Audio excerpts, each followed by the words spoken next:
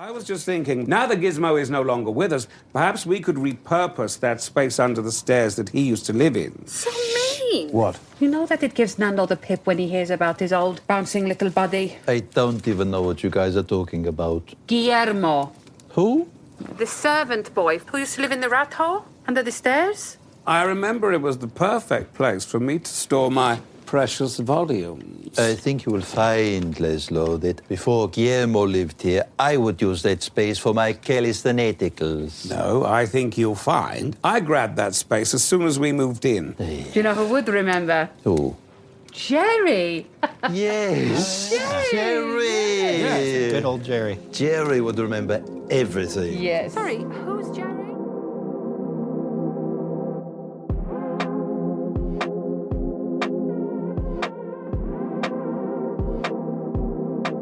Welcome, everyone, to the inaugural episode of What's On Tonight, a podcast with elaborate, quirky, and unpredictable conversations about TV, movies, and more.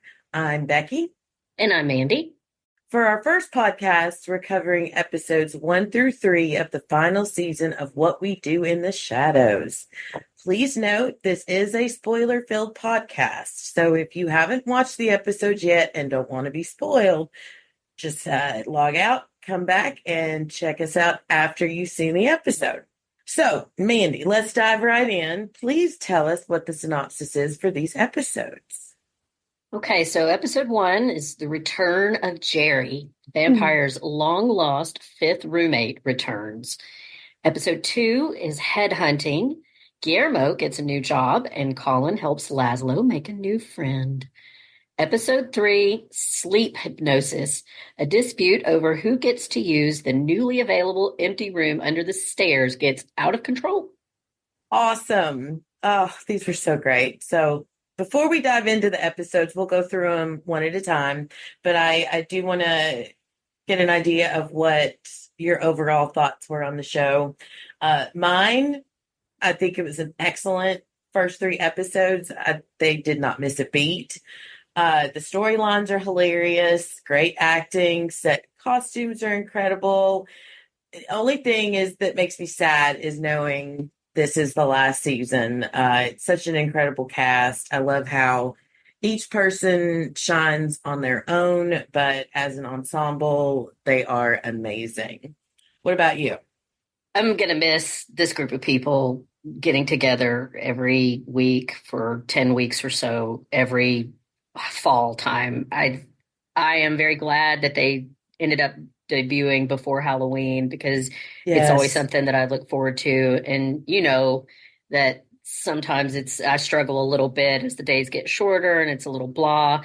This is something that I look forward to every year. So it's going to be really hard to not have them after this year. But that being said, I will say I feel like these first 3 episodes for me were a little bit more of a slow burn. Like I had to remind, I kept waiting for, and I think this is the problem. The Jackie Daytona episode. I don't think, what was that, season 2 or 3? I think it was 2. I don't think I've ever moved on from the high of the Jackie Daytona episode. So I expect every single episode to be like that. But here's the thing. I've only had time because they released all 3 of them at once. I believe that I feel this way every season at the beginning of the season.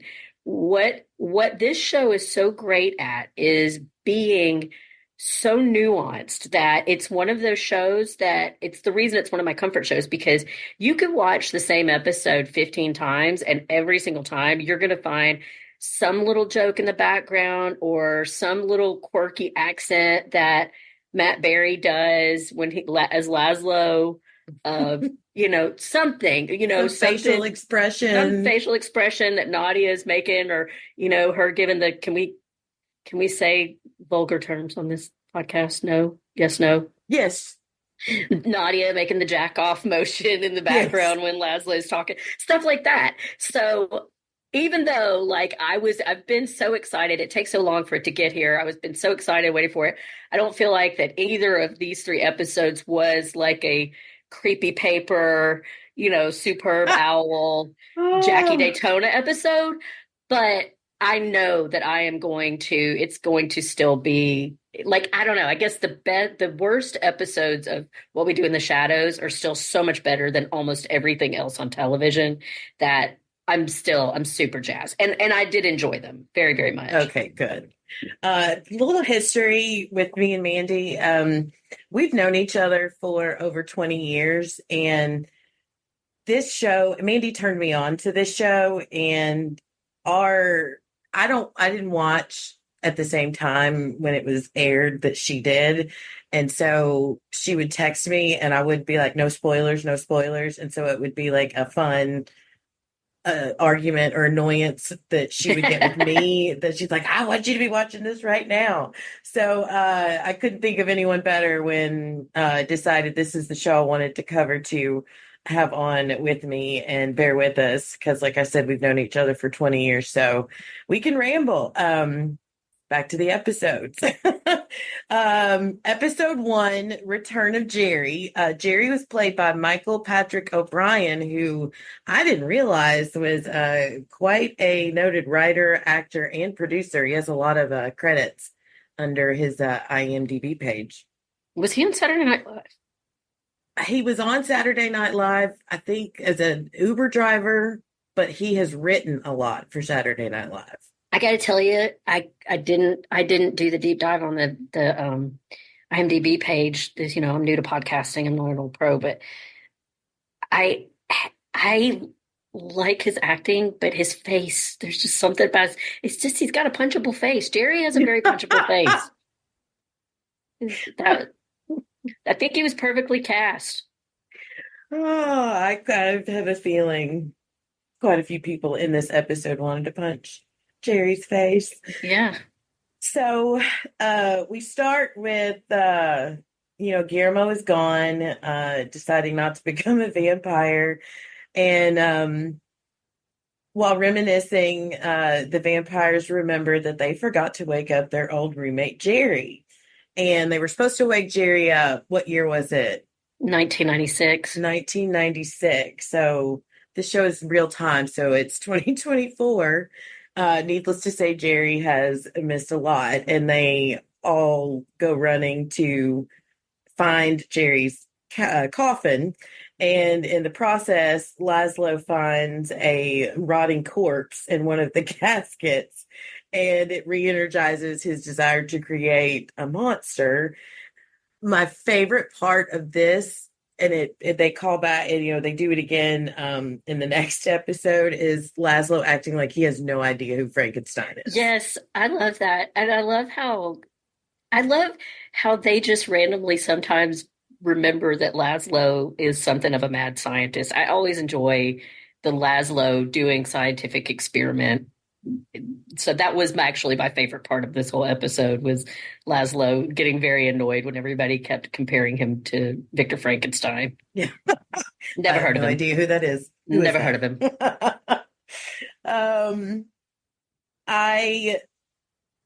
Poor Colin Robinson.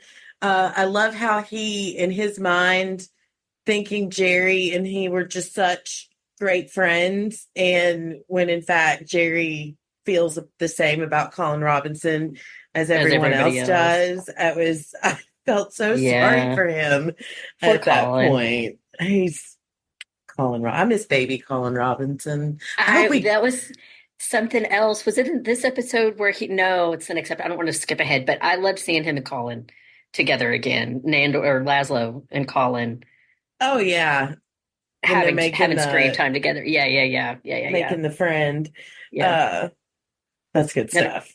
Yeah. I'm going to bring up your absolute favorite character in the show, baby Nadja. Nadja the dolly. Nadja doll. And if anybody knows anyone that makes tiny dolls, please let me know. Yeah, it would be my greatest thing to gift Mandy a baby Mandy doll. I've been wanting to give you one. That's been my dream, is to get. I even was Googling just like 2 days ago, trying to find a Victorian doll online that I could get that I could make one. Not to spoiler alert for Christmas, but you know me, it'll be like 3 Christmases, but 7 years from before. now, Right. we'll revisit this podcast and I'll be Right. like, look at my little Becky doll. Right. There's not enough people making haunted dolls, frankly. There really isn't. I think y'all get on that. Somebody get on that out there. I did love seeing that she's center stage again this season. I love they haven't gotten rid of Dolly and that she and Nadia still have each other to riff off of. It was so cute when Nadia mentions Jerry's making her think of things that she hadn't thought of in a long time, and little baby Nadia's just like, things that make you go, which got that song stuck in my head for the remainder of the night. But I want that was one of the moments I picked up my phone to text you, and I was like, oh, I can't. We're going to talk about it on the podcast. I have so many, like, my notes here. Remember, we talked the other day about prepping for this chat, and I just kind of kept some running notes throughout the whole episode, and there were so many lines that I just really enjoyed. Like, one, I loved that they picked "We Didn't Start the Fire" to try to teach Jerry about what he had missed. I have a note in my notes here. I already know all that stuff. Yeah, you got anything new? In my notes here, I have that is a very Colin song. That's like a perfect song that Colin would think would perfectly encapsulate the last 50 years of human history. So I really enjoyed that, and I loved what is our dark purpose that they kept with, because Jerry, the whole thing was Jerry was reminding them that they were supposed to be coming to take over North America, which leads to chaos in the group because they're the biggest slacker group of vampires. But they got their street. They conquered their street. They did get their street. They have got their street under control. But yeah, he reminds them that they're not living up to their vampiric dark purpose. And I loved when Laszlo, because Matt Berry, who plays Laszlo, he's one of the funniest men that has ever lived. And when he said dangerous, cracked my face. That absolutely had me rolling. But I'm sorry. No, go ahead. While we're talking about Jerry, I love how, everything's going well and Jerry is woken up, and now Nodge is mad at Laszlo over something that happened back in 90? Yeah, most realistic version of marriage I've ever seen on television. Yes, and now that's what I was thinking. I was like, if this isn't us and our spouses, I don't know what is. Yeah. But her getting mad all over again about an argument that they'd totally forgotten about, and the way they refuse to speak to each other, even though they're right next to each other, but they're talking through mostly Guillermo. Yeah. I love him. That was brilliant. So what about Guillermo not being a familiar anymore? I liked it. I have it in my notes that even though he's still quirky, kind of quiet Guillermo, it's almost like he's got a little bit of newfound confidence. Yeah. And I liked that. I feel like I thought it was hilarious that he's living not just like, I need to see him now. He's in the shed. He's in the shed in the backyard where... Yeah. I don't know why it made her so mad. I guess it was just the fact that she didn't know about it. But one of the notes I have here is, man, I can't remember the actress's name that plays her, but she's so brilliant in this role, and just how casually cruel she is all the time to everybody. And when she found out that Guillermo's living in the shed and he's got a piss bucket, and he clearly doesn't want to admit that he's been pissing in this bucket instead of the bathroom. And the casual cruelty of her just picking that bucket up and taking it with her so he has nowhere to go to the bathroom for no reason. For no reason. There's no reason. She's just because she's naughty. I love her. Oh, it was so funny that he was just living right there.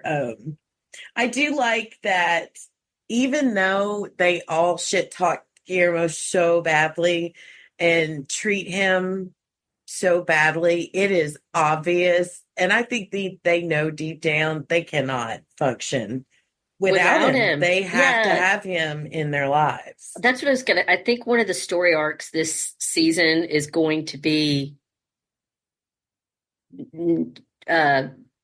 Guillermo realizing that he wants to spend his life taking care of them, and that they are a family, and that he loves them, and that it's not, I think the last 5 seasons, Guillermo's arc has been that he wanted to be a vampire, that Nandor kept telling him he was going to make him one, and he wouldn't do it, and you keep getting the impression that it's because Nandor just can't be bothered to do it, or he doesn't want to lose his familiar. But we find out at the end of last season that he wasn't doing it because he does care about Guillermo, and he knew deep down Guillermo was a compassionate person, and he just didn't have it in him to be a killer. Let's not mention how he seems to have no problem burying human bodies or covering up for them, but he's not going to be the guy that kills them himself. So just the love that those two characters have, I think what part of what he's going to discover this season is, his purpose is to take care of them, not because he wants something ultimately from them, but because they're now a family. I like that. I hope so. I hope in some way. I know you want Nandor and Guillermo to fall in love. Do you still want that? Yes. That was one thing. Like, I gotta tell you something funny. So Hulu is killing me. They cut off the ends of the the last couple of seconds where, there's usually like a gag, and then maybe they'll show a couple of minutes of the next episode. They're not doing that on Hulu again this season. Like, they had it was a problem last season. They fixed it, but it's back to doing it again. Anyway, when I first turned on the first episode, I didn't realize the first 10 minutes had gone by. So all my notes, like, I started in the middle of the episode. So it was when they were in Guillermo's jack-off shed, as they called it. Laszlo's. It was Laszlo's jack-off shed. And I was completely kind of lost for a minute. Like, okay, I'm game. I'll figure it out. I guess they're going to go back and explain what's going on. And it turned out I had just started halfway through. But it was when Nandor was in there and he was laying down on the bed and Nandor was sitting next to him. And I thought that was the beginning of the episode. And so I was like, yes. Oh, you were like, this is happening. Yes. And no, they were just in there chatting. But I do still really hope that they end up riding off into the sunset together on his horse, Jahan. Oh, the more I watch, I'd be happy either way. I'm okay with it. I trust them. I do. I agree with you. Colin's weight gain from all the negative energy in the house, and then when he comes in on one of those scooters, yes. That was another I want to text Mandy moment, but I couldn't do it. Colin riding around in the Walmart scooter. That's another thing that's just so brilliant about the show, is just the nuance and the detail of, like, how can we make this character as obnoxious and as unlikable as you possibly can? And that just, I don't know, that was just very in line with his whole personality. It was perfect. And him saying the weight it's gone straight to my hip. Yeah. I loved when Nandor is talking to Guillermo, and of course they immediately go to Guillermo, fix it. And he's like, that's not what I do anymore. You guys have to fix this on your own. And Guillermo realizes they aren't going to be able to fix it. But when Nandor's trying to talk to him after Guillermo's big rant about, how for years he's eaten their shit and done everything they asked, and then Nandor's like, will you help us? Not as the shit eater of Staten Island, but as our friend. I'm not doing it justice because I don't speak Nandor speak, but oh my gosh. That guy is great. Kayvon is another, he's a great actor. I love how well he does accents. It's really, Mm-hmm. he's very talented. I don't think there's any accent that man can't pull off. Glad the Guide is being brought back this final season, and I think it was a good call to match her with Jerry. Yes, I'm a little worried about what those two are going to get up to, because if you remember, the Guide's pretty savage. They're gonna conquer North America. That's what's gonna happen, and Well, our what's guys gonna happen to are our gonna have to guys? save it. Yeah, I'm a little worried about that because they don't have what it takes to join that team to take over North America. 100%. Yeah. But they may be all we have. Yeah.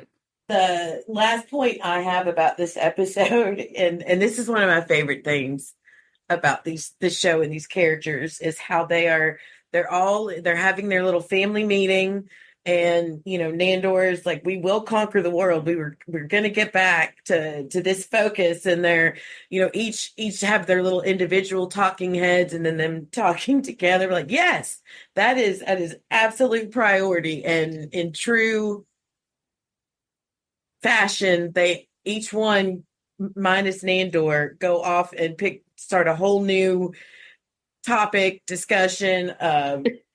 What is it? Immediately derailed. Yes, and that's what I was trying to say. Like, if Jerry gets it together, if he and the Guide get it together, and I think she could, because she's vicious. Would you remember the episode where she kidnapped them all and was going to kill them because they were mean to her? Second to last episode. I love that. If she finally has somebody that's ready to see her vision, I think they could try to really take over North America. And what I'm saying is, if they're going to try, I feel like they're very quickly going to decide that our guys are dead weight, and there's going to be some kind of confrontation between them. And like you pointed out, even when they tried to get it together at the end, and like, we're going to do this, they immediately fall apart and get distracted. Nandor's just left standing there like, where'd everybody go? I love how they do that. Yeah. Do you have anything else on episode 1? No, I think we probably. All right. Episode 2, headhunting. I have waited for this right here, and it's Laszlo's monologue about being drafted for the Civil War. Yes. Another I want to text Mandy moment. Yes, that was very funny. I love it when they remind you how old these characters are, mm-hmm. and bring up things that they did in the past. That's always some of my favorite jokes. And him still acting like he doesn't know who Frankenstein is. Yeah, he still he's going to make himself a man. He's got the body parts he's putting together, and he's going to make himself a man. No one else has ever come up with this idea. It's all original Laszlo Cravensworth. No one else has ever tried to put something together, and quit trying to tell him that they have. Right. One of my favorite quotes of this episode is when he's talking about his monster experiment with Colin Robinson, and he looks at the camera and he's like, this could turn into a monster mash, or worse, a graveyard smash. Yeah. I love those guys. So good. Yay, Guillermo got himself a little job. Yeah, I don't know if do you remember? You may not, because it's actually a little bit before our time, but the Mary Tyler Moore Show, the beginning of it. I know it, but I didn't watch it. So there's the only thing I really know about it is it's about like a working gal in the cities back in the 60s. But famously, like at the beginning, when she gets to the big city, she kind of does a twirl and tosses her cap in the air. Guillermo did that, like when he was going into his job. He was so excited to have like a job that was not Panera bread. And he did the little Mary Tyler Moore twirl. That's another one of those little, if you blink, you'll miss it. I got to go back and watch. That's good. I'm glad you saw that. I'll have to go back and take a look, because I did not notice that. It was hilarious to me that Nadja and eventually Nandor both feeling like they're, Guillermo has had it easy, with them. Right. He's had it so easy. Which is laughable because they have been horrible to him. They've been horrible. He's got literal like fields of bodies that he's trying to hide. Yeah. He's saved He's running out them of from room. being killed multiple times. Yeah. And she said he won't survive without him. He's had it so easy. And I then, loved it. Go ahead. No, go ahead. I was going to say, I love when Nadja starts working with him. She goes to the office to keep an eye on him, to keep him in line. Did you notice that all of her outfits were like Working Girl? Do you remember the movie Working Girl with Melanie Yes. Griffith? The huge shoulder pads and the little wasp waist dresses. I did notice that, but did you notice her hair? The big hair. Yes, the big I'm 80s telling hair. you, that was a Jerry curl. You love you a Jerry curl. I have it right here in my notes. Okay, Mandy. When Nadja shows up at Gizmo's job, I keep calling him Gizmo in my notes. On day one, please tell me you thought the same thing I did about the hair that looked like a Jerry curl. You know who I thought it looked like? I thought it looked like, remember Mixedish, that show that we loved? Yeah. Remember the sister? Yeah. That's his wig that reminded me of. Yeah. That's who I thought she looked like. Show. It was. I missed that. And Nandor's name, Jandy. Nandor, the janitor. Yeah. Him mopping the countertops and obviously being a terrible janitor. Yeah. There was the scene where she wants to help Guillermo land the whale or the big account, and she does a great job though of setting it up where he gets to go in there. And I love that he was successful, but I hate and also find it hilarious that Guillermo has this amazing, oh my gosh, I did this moment, and it's totally ruined when Nadja kills him. And he's like, do you know how hard it is to get blood out of unsealed marble? Yeah, I have a couple of thoughts about that. Number one, I want to bring up the quote of Nadja, because Nadja, she's such a boss bitch. Like, I don't know any other way to. I love how she sees herself as the brains of this operation. She no does. questions. She genuinely is, honestly. Second, I mean, she gets blinded by her own self-worth sometimes.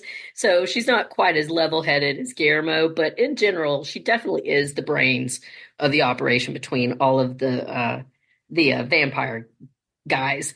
And when she was trying to motivate Guillermo, and she told him, it's the prize pig who gets to eat with the mayor and his big-teated wife. I love when she brings up these old quote-unquote Greek sayings. I love her. She's so funny. She is great. Oh, and by the way, I looked it up, and I'm probably going to butcher her last name, but it's Natasha Demetriou. Demetriou, that's it. Yeah. She looks. I think this is the first time I ever looked at her without all of the her hair and her teeth and everything. She's beautiful on the show, but she's very beautiful naturally. Yeah, she is. But the other thing I was going to say about that scene you were talking about, so Guillermo thinks that he's done this all on his own, and then he goes in and he finds out that Nadja has killed Ryan, the obnoxious supervisor or whatever, project manager that he was. Guillermo's kind of a sociopath. Like, he's a very odd mixture of, just this kind, caring dude and somebody who's just kind of okay with the fact that his buddies casually kill people and he needs to help them dispose of the bodies. And his primary feeling, once he got over being disappointed that he didn't do this all on his own, was, yay, yeah, now, Ryan's out of the way. That's an opportunity for me. I'm just saying, Guillermo may or may not be a product of the last, what has he been with them, 13 years? Something like that. He's coming by this honestly, Mandy. You got to give him a break. Good choices, though. For a vampire killer, he's remarkably okay. Look, I love him. You know, not saying I haven't been accused of being a little bit of a sociopath in my time. Just saying, Guillermo's not exactly the cuddly bunny that he usually comes Yes, across he as. is. And that Gizmo. that was a very good reminder for me that Guillermo will go ahead and throw your body in a, or let Jandy, the janitor, He just like, bye-bye, Ryan. lifted him up and was shoving him in there. That was so gross. Oh no, I do agree with you about Guillermo, but I still say he didn't have much of a choice for his I mind mean, to go the way it goes because he's I mean, been look what he's around too living crazy around. for 13 Yeah, years. yeah. Moving on, the scenes with Colin and Laszlo looking for head donors and Oh, that Laszlo was literally measuring people's heads on the street. that. I love one of the things I love about this whole mad scientist arc that he's on this season is his experiments, like his jack off machine that they broke. And I this has been a pretty jack off heavy episode. I Oh think it's yeah, like the and third I think time they I've talk brought about it that up. next episode too. Came up quite a bit, but yeah, Guillermo or Laszlo's jack off machine. And again, I loved that he and Colin are riding again, that they got the band back together and they're Mm-hmm. doing things together.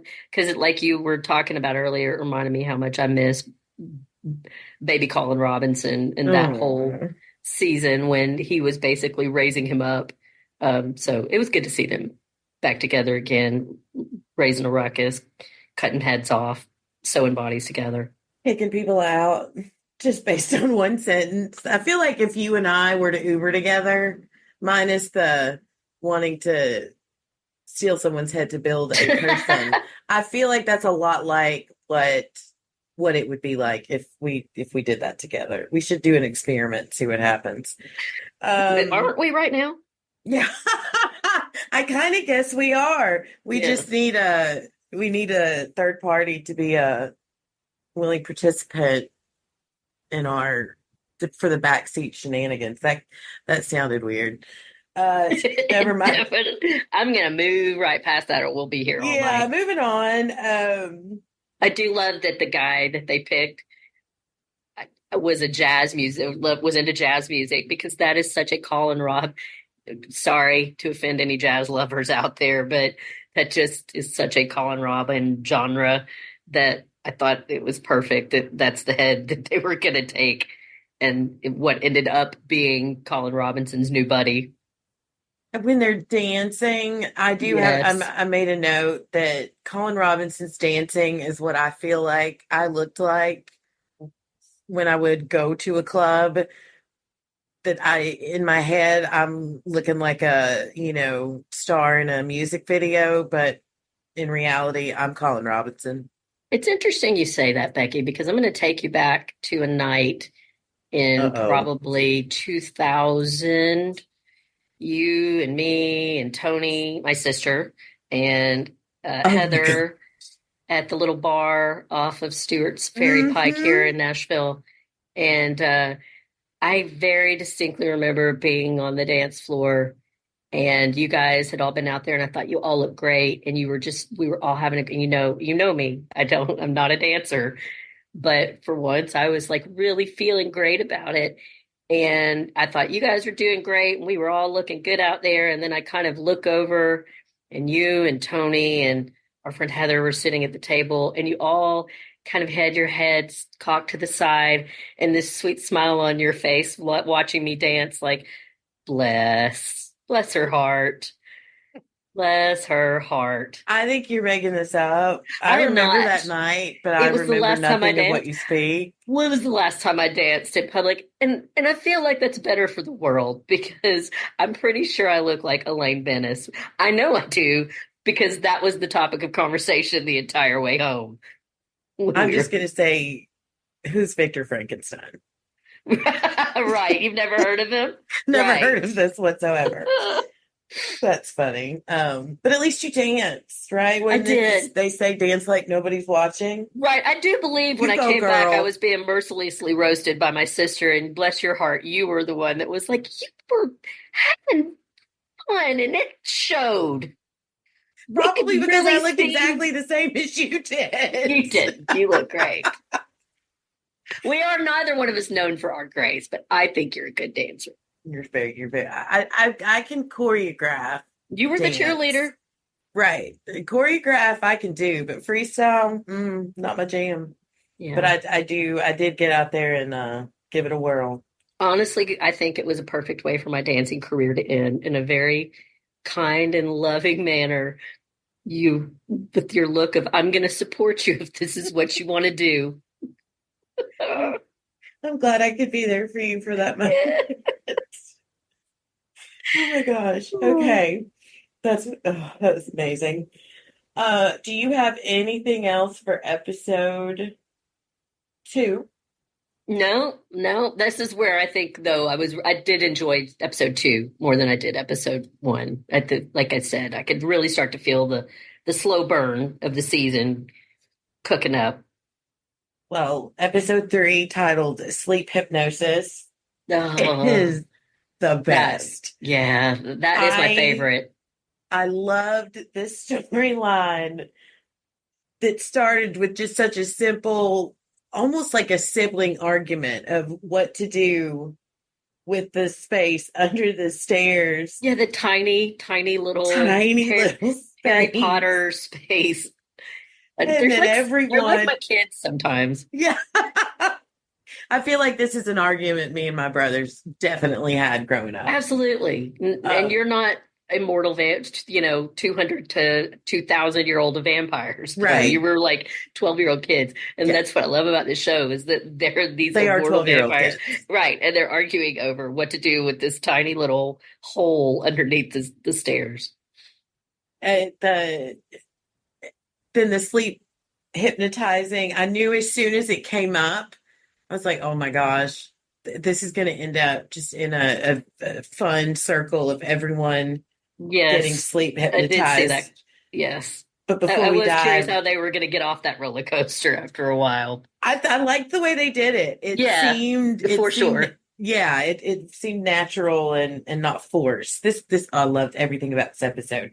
But That's before we go, I trust the writers because they always, even if I start out and I'm like, what? Sometimes they'll have something that's like we were saying, you could see where this was going, but the journey is always unpredictable. Like there's always surprises. There's always just exquisite little details that they throw in that make it so much more than just cliched TV tropes. Yeah. My first point is again for you. Anytime I bring up baby Nadja, it's for you. Did you see her walking on her little baby doll legs? No, I missed She that. I must came have out blinked and covered missed in that. entrails because of Laszlo's mess that he's left all over the house Yeah. with his body parts. And she comes walking out on her little baby legs. Oh my gosh. I'm going to go home and immediately watch that again as soon as we get done here because I need to see that. I'm obsessed with her. I love her so much. You're going to melt when you see. I do. I love how she and Nadia are. I love something that I always look forward to is their outfits and how they match up and how their clothes kind of complement each other. And I'm when really she changes her hair. Yeah, I'm really enjoying all of that this season. I'm enjoying Nadia's wardrobe and baby Nadia's wardrobe.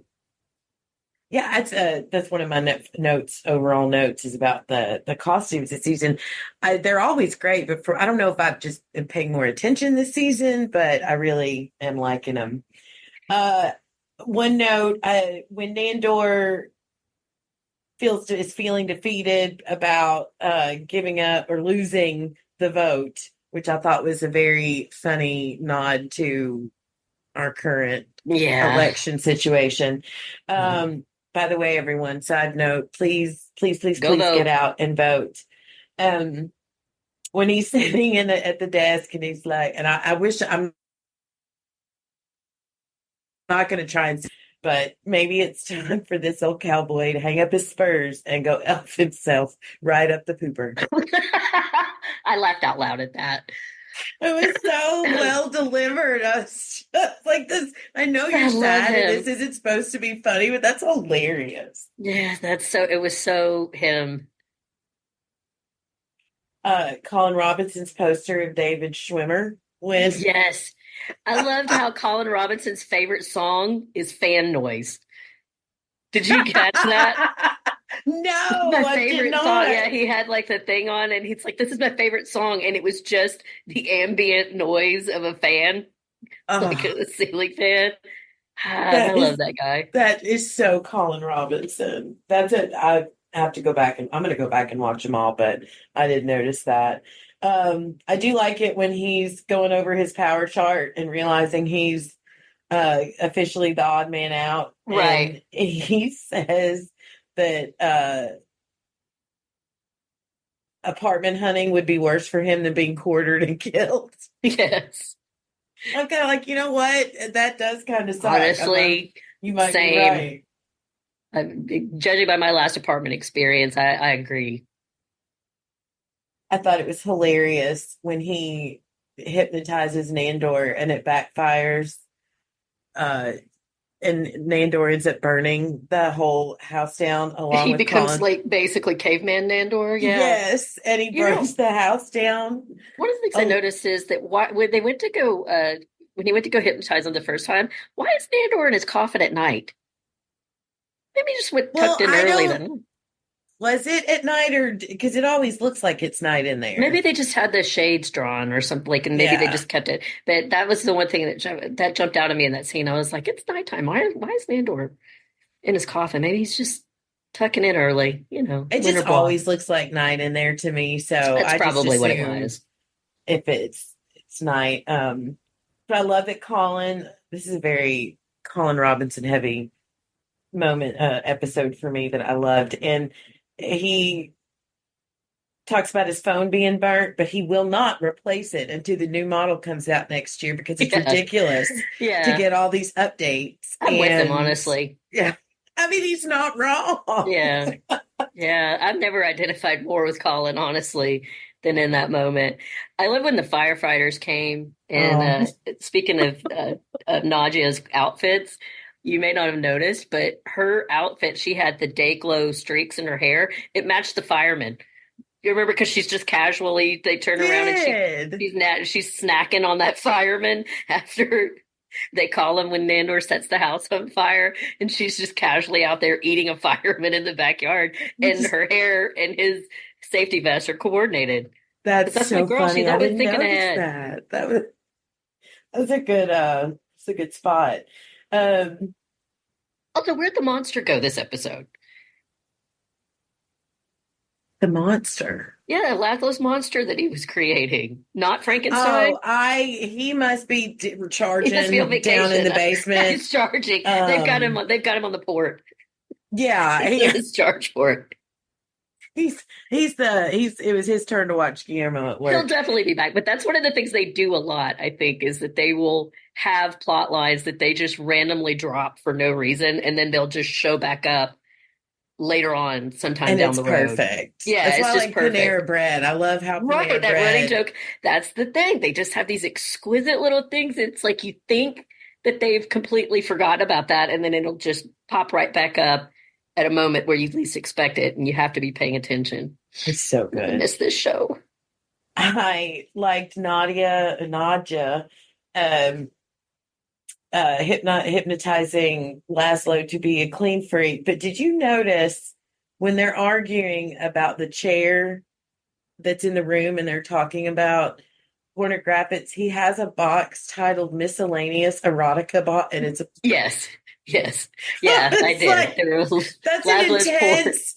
What are the other boxes? Like you are serious if you have categoried and then you have miscellaneous. Yeah, what is in the miscellaneous erotica? That's a good point.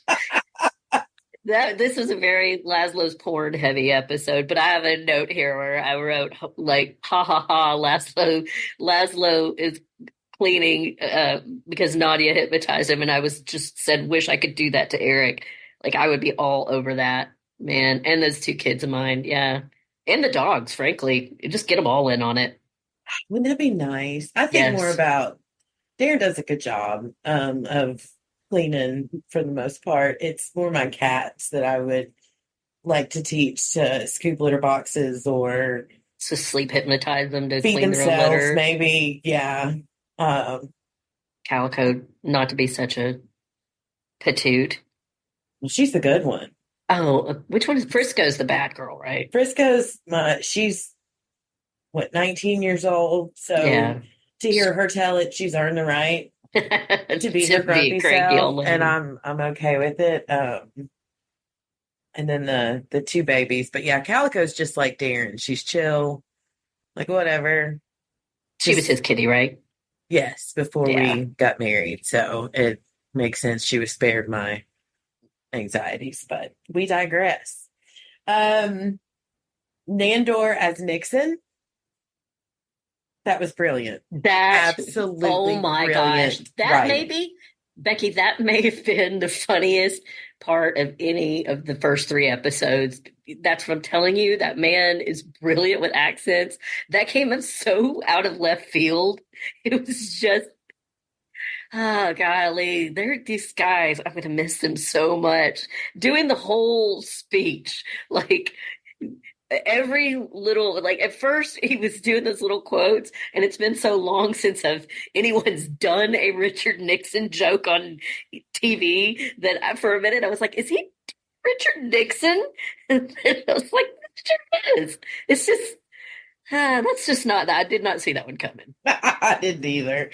It was fitting that it was Colin Robinson that made that choice to hypnotize him that way. Yes, because of course Colin Robinson would love pick Nixon. Yeah. Nixon. And I have in my notes here, I bet K-Van, the guy that plays Nandor, loved doing that. I wish that I could have been on set to watch them do that and see like all the outtakes and everything. Because I bet that was just, as an actor, I bet that was really fun. Oh, 100%. I don't know how they keep a straight face delivering 90% of the lines that they do.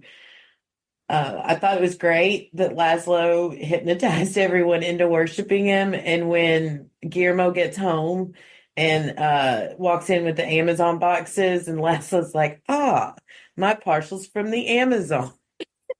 Hey, that's Like what my front porch looks like every day. And B, you know that was so great. You know that he thinks they're coming from the Amazon. The Amazon. Yes. Yes. I loved when Guillermo is watching all of them interact, realizing that everybody's hypnotizing everyone. Because of course. His facial expressions, because sometimes when they're all together, he doesn't have a lot of speaking parts. But I'm going to go, everyone, just so you know, when we're done with this season, we're going to go back and do like a series recap where we just talk about our highlights and whatnot of the episode. So I'm going to go back and watch and see exactly how many times Guillermo says so much with just just a simple little change of the expression on his face. Yes. Hats off to that actor. That's so good. Yeah. Harvey, his first name's Harvey. I can't remember his last name, but he was in Ugly Betty. He was the little brother in that show. Oh my gosh. Yeah. He is such an understated, gifted, talented actor. He's like K-Van. I think that I don't know if you remember this, but I wanted to be an actor once upon a time, and I love character actors. Like, I don't find incredibly beautiful people, just cookie cutter beautiful people, extremely interesting. And I think that character actors are the understated heroes of our entertainment world, because the good ones just blend so seamlessly into the background that you don't even realize why they are compelling or hilarious, or they don't have to worry about looking beautiful. They can concentrate on their craft. And I think he just does such a great job. He, like you said, just the little minute, long-suffering facial expressions, or like the moments where he realizes that he's been treated like crap and he's like doing something for them, like the episode I think where he's burying all the bodies in the backyard and they had so many there in a single, where he's like, no, this is fine, and then you just kind of like see the dawning recognition in his eyes that he's probably lying to himself. It's just brilliant. I like that he went to the guide and the guide came to help out, but her talking about when he's like, you know about sleep hypnosis, and she's like, of course I do. Um, I learned all about it at vampire camp, those bitches in cabin 9. I want a backstory for her where we learn about Immediately. vampire Yes. camp and the bitches in cabin 9. It's so not surprising that the guide would have been the bullied girl at camp Of because course. she's the bullied girl in the show. But it's also, I immediately thought, I need like 6 seasons of the cartoon vampire camp. Like I need her to do the voice. I love her. She's such a great character actress, and she does a lot of voices on cartoons. She was Mabel in Gravity Falls, which was a show that was about like about a spooky kind of like a camp in the woods that they had on Disney a few years back, and she just does such a great job at being just the quirky friend that we've all had that, is 99% of the time she's like a pixie dust. And then that 1%, you think, she kind of gets taken advantage of. She kind of gets pushed off until that 1% of the time where she loses her shit. And then everybody's in trouble. That's who she reminds me of. So I thought that was perfect. I love that joke. I cracked up when the Baron was hypnotizing himself while Yes, recording the I have that in my message notes too. to unhypnotize the group. Yes. And then Guillermo accidentally hypnotizing himself Yes. when he goes to sleep. But that led to the sweetest interaction and commentary by between Nandor and Guillermo, and then Nandor when Guillermo's in his room asleep. Loved it. What did he say? I can't remember. Well, he would because Guillermo comes back in and introduces himself. He's applying for the familiar position. That's right. That's why I and have here. Nandor plays Nandor along, Yes. and then he tucks him under, and he's like, "Of course, I'm not going to keep him this way, but it won't hurt to give him one night." I I was remember like, now. "Oh!" That's that's where my heart went from lovers to more like not father and son, but kind of. I don't think so. I think he's in love with Guillermo. I think Guillermo. I got and completely the different God. from that. No, Guillermo's gay for one thing. He could be. Oh yeah, I forgot. Oh yeah. And secondly, I got something completely different from that. What I took from that, because that's funny that you said that. Like, so in my notes, the second to last note I have is all with 4 W's, Nandor plus Guillermo. And then my very last note is love all the shirtless Nandor in this episode. But the next to last one was about how sweet that was, because I think if you really look at Nandor's face when they're doing that, it's him falling in love with Guillermo all over again. It's just him. You could see how much he just loves Guillermo and how much he loves the sweetness about him and the innocence in him. And I think that I do think it's a genuine, like, romantic love that he has. You're most likely right. I'm keeping my fingers crossed, but you know what? If it turns out the way that, that they don't, because it would be very like this show to not end. It would be more likely than not that the show will end without any kind of formal love, because they're just not really big into monogamy in the show, period. Anyway, no, it's just, everybody's always hopping around with each other because they're immortal or whatever. They just don't look at things. How many wives? Do you have 1,000 wives? and Laszlo, when none of them remember each other, and he sees Colin Robinson, he's like, well, hello. And then he sees Nadja, and he's like, well, hello. Because he will do it with anything. Well, it reminded me, if you remember last season, when the doll wanted to know what it was like. Yes. And they combined Colin Robinson and Nadja's. Oh, I forgot about that. Oh, gosh. Yeah. Anyway. It's unlikely that they will end with some kind of a traditional coupling of those two. And I'm here for that too. I've got my fingers crossed, but I trust them to land this plane in a way that will make everybody very, very happy. I think they're only in it at this point because I just feel like this series just didn't ever get the ratings that it deserved. I feel like it's one of those people are going to discover more once it ends. And so I honestly think this last season is really kind of a for the fans. Yeah, I agree. Just to wrap it up in a way that will be satisfying for everybody. And I trust them to do that. Final thought, and well said, by the way. Colin Robinson's Brown, too blessed to be stressed, to be dazzled tank top when working out with Nando. I went online and Googled to see if I could find that. You can't. Dude, I forgot. But if anybody wants to make me a Brown, it has to be that Colin Robinson Brown bedazzled tank top that says too blessed to be stressed. I might actually start working out. Oh man, that might be the key, huh? Yes. That's what you've been waiting on. I have a feeling that before the season ends, Guillermo is 100% going to accidentally roast the Baron again. Now that he's all healed up. Love seeing him back, though. I did enjoy. That was one of the things that we didn't really get. His little pretty. You know that he, Becky, you being a big Interview with a Vampire fan, he's 100% supposed to be Lestat. Yes. Oh yeah. Which is probably why I love him so much. Did I tell you I've been listening to the Interview with the Vampire? I'm sorry, the Vampire Lestat. No, that's a good one. Very to listen interesting. I wanted to be ready for when it comes back out, but that was sad. I felt like that was the saddest one of all of them. It's not what I was expecting. I found myself anyway, we'll talk about that another day.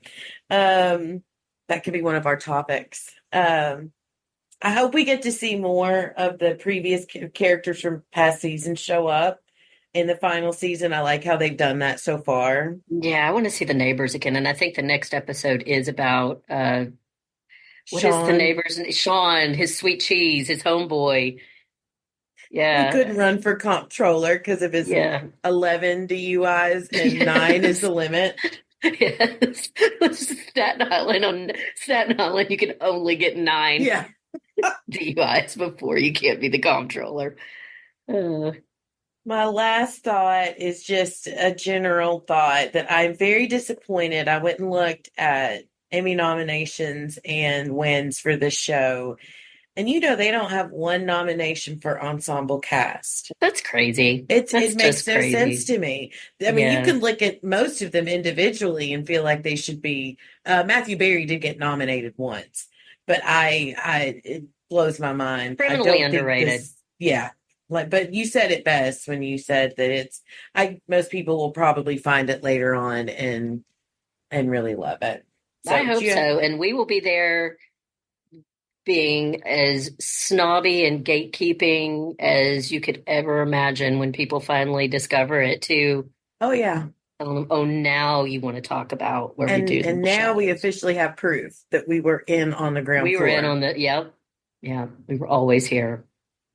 Do you have any additional notes? No, I think we've probably gone on probably much longer than you anticipated we were going to. You're not done too bad. Do you have any quotes? Surprise for us.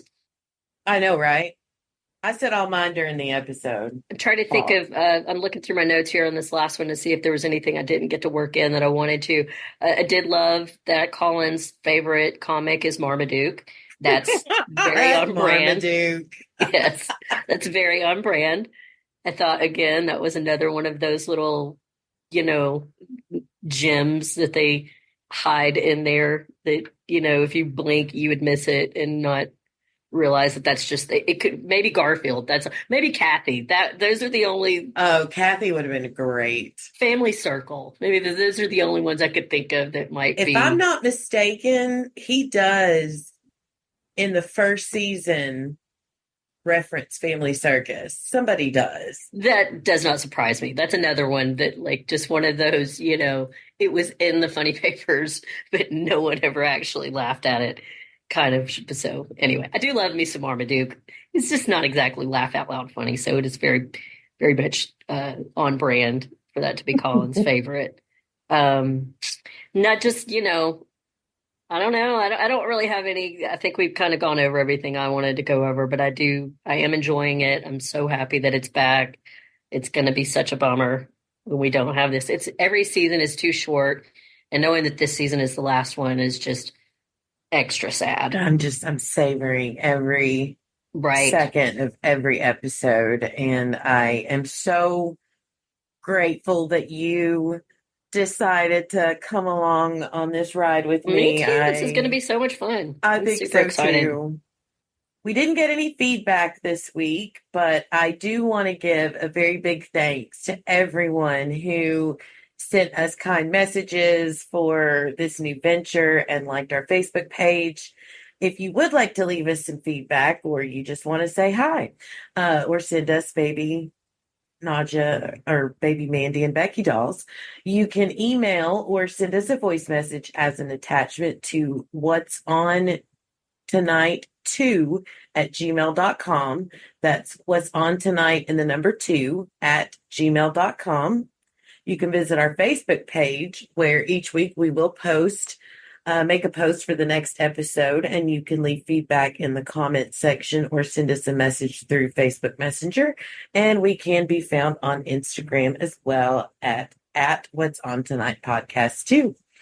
We would greatly appreciate it if you would leave a review, comment, and or share via your favorite podcast listening app. That really helps get us out there, and we really would like to for our audience to grow. So if you like us, please give us a like. We will be continuing our coverage of What We Do in the Shadows next week. We'll be doing season 6, episode 4, titled The Railroad.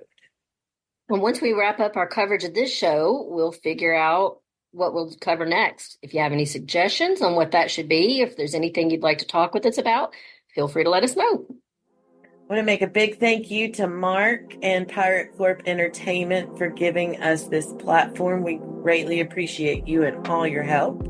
Yeah, that's going to wrap up our coverage of episodes 1 through 3 of the final season of What We Do in the Shadows. Thank you, everyone, for listening. I'm Becky. And I'm Mandy. We'll catch you next week when we grab the remote and see what's on tonight. Bye!